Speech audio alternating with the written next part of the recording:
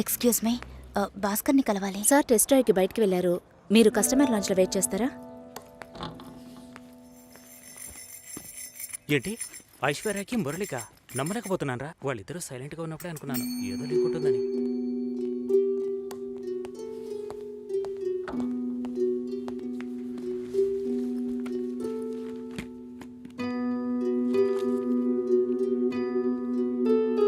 Sir you can come. Okay.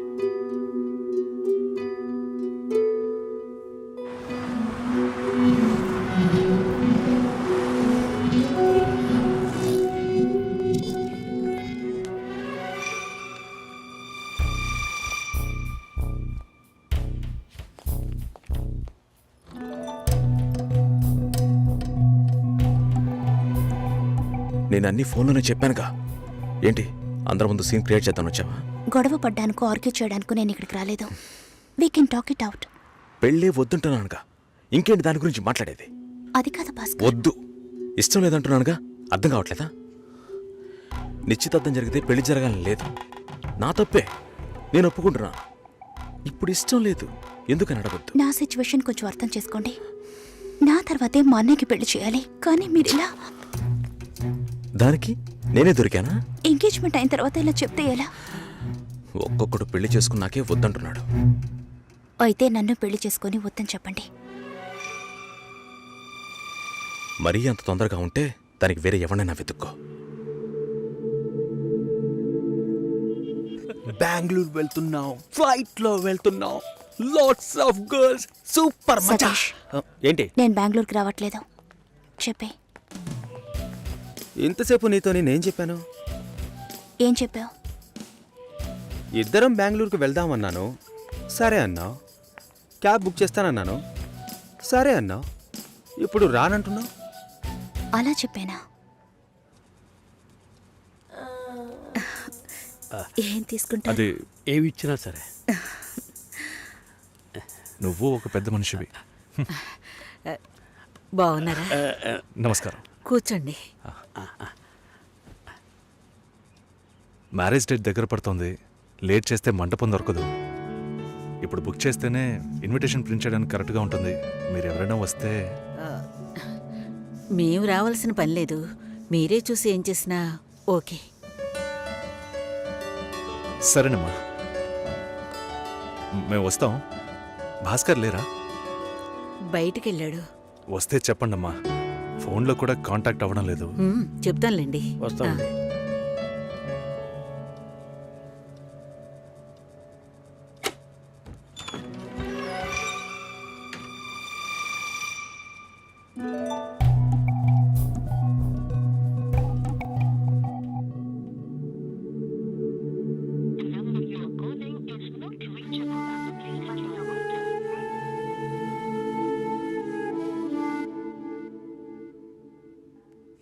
Susheela, ఆ?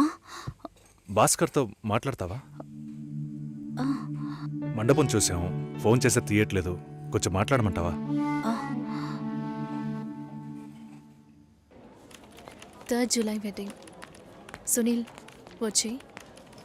బాబు తప్పకుండా రండి.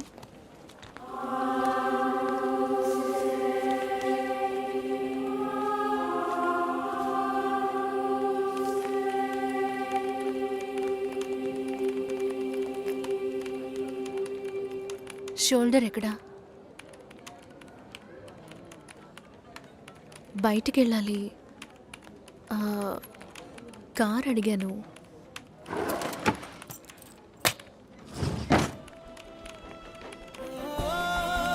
నాకు డ్రైవ్ చేయడం రాదు.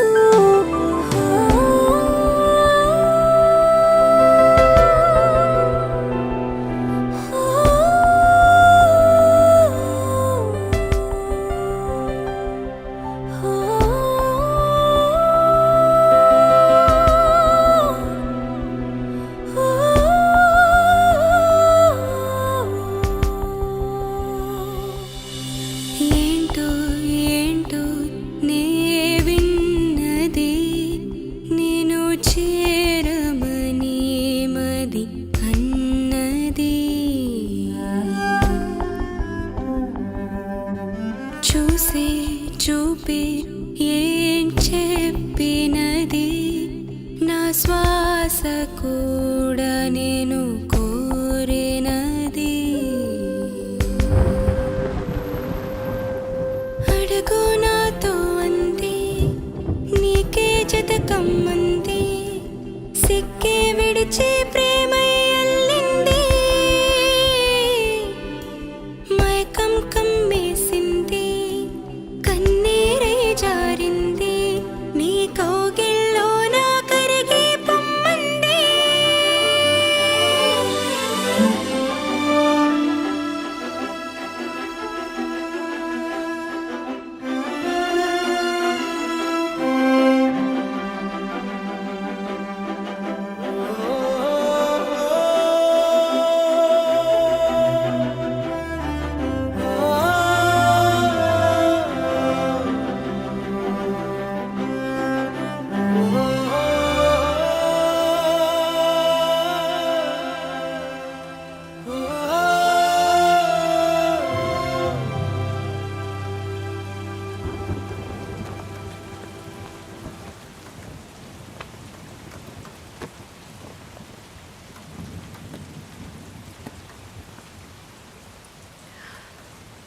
రేపు పెళ్లి కూతుర్ని చేస్తారు. నేను వెళ్ళాలి.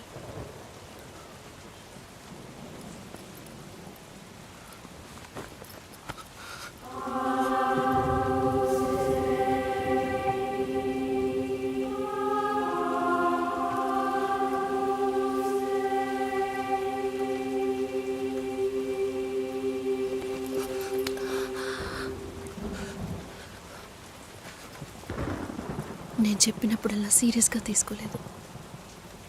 ఇప్పుడు ఎందుకు అలా చేస్తున్నా? బాధపడేవాడు చెప్పినా మీకు అర్థం కాదు, చెప్పకపోయినా మీకు అర్థం కాదు. మీ నాన్న ఏమన్నాడు? 10 ఆకుల్ని చూసేవాడు తన ఆకులో ఉన్న భోజనాన్ని ప్రశాంతంగా తినలేడు అని చెప్పాడు కదా. మా వాళ్ళకి తిండే లేదు, వరుసగా వాటాకు నుంచున్నారు. దాని గురించి ఆలోచించకూడదా? ఇంకొకటి వస్తుందంటే దిగులుండదా? లేక నేనేమన్నా మిషనా అన్నీ మర్చిపోయి 1 నిమిషంలో పారిపోవడానికి? నువ్వేమో ఇల్లు కొనమంటున్నావు, మీ నాన్న కారు కొనమంటున్నాడు. పెళ్ళికి మనం ఇద్దరం మాత్రం ఉంటే సరిపోదు కదా.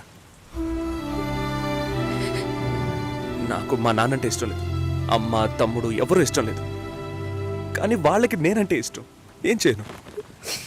రాజభవనం లాంటి మీ ఇంట్లో టిప్ టాప్గా ఉన్న మీ నాన్న ముందుకి కోచి కూడా కట్టుకోవడం తెలియని మా నాన్నని తీసుకొచ్చి నిలబెట్టాలి. పిల్లనివ్వండి అని అడగాలి. మీ అమ్మ మొహం మార్చుకొని మీ అక్క మొగుడు నన్ను మా నాన్నని పైకి కిందకి చూడాలి కదా.